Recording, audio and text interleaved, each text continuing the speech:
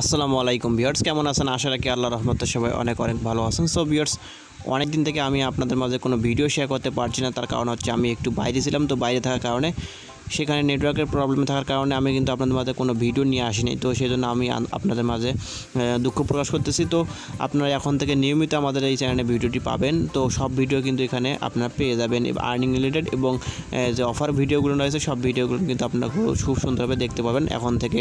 তো এখন থেকে নিয়মিত আপনাদের কিন্তু আমি মাঝে ভিডিওটা নিয়ে আসবো।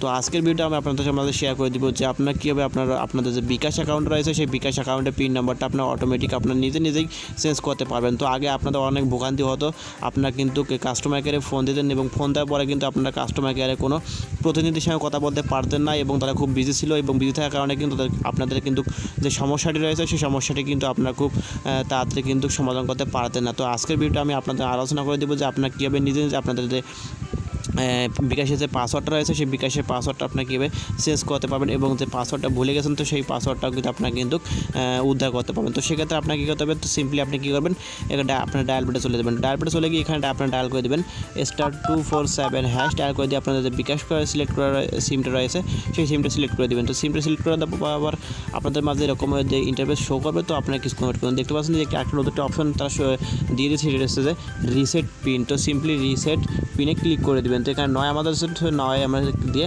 সেন্ডে ক্লিক করে দিলাম। তো সেন্ডে ক্লিক করার পর এখানে দেখবো যে এখানে দেখতে পাচ্ছেন বলতে ইন্টারিয়র bKash registration NID passport driving licence number, অর্থাৎ আপনারা যে আপনাদের রেজিস্ট্রেশন যে করেছেন বিকাশ অ্যাকাউন্ট যে আইডি কার্ড দিয়ে বা পাসপোর্ট বা ড্রাইভিং লাইসেন্স দিয়ে সেটি এখানে আপনারা বসিয়ে দেবেন সিম্পলি। তো এখানে বসিয়ে দেওয়ার পর আপনাদের আরেকটি অপশন চলে আসবে, সেই অপশনটি হচ্ছে যে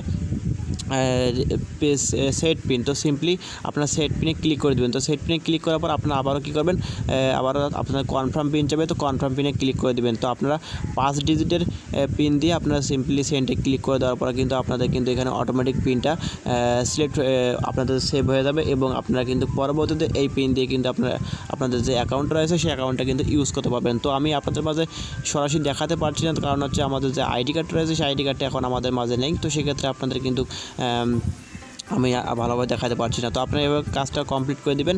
আশা করছি যে আপনাদের কিন্তু কাজটা সমাধান হয়ে যাবে। আপনারা ঘরে বসে কিন্তু খুব সুন্দরভাবে আপনাদের যে পিন সেটআপের কাজটা রয়েছে সেই পিন সেটআপের কাজটা কিন্তু খুব সুন্দরভাবে করে নিতে পারবেন। তো বন্ধুরা, এটি মূলত আপনাদের সঙ্গে শেয়ার করা ছিল। ভিডিওটি ভালো অবশ্যই একটা লাইক দিয়ে দেবেন, কমেন্ট করবেন, নিত্য নতুন এরকম ভিডিও পেতে আমাদের চ্যানেলটি সাবস্ক্রাইব করার সঙ্গে থাকবেন। ধন্যবাদ।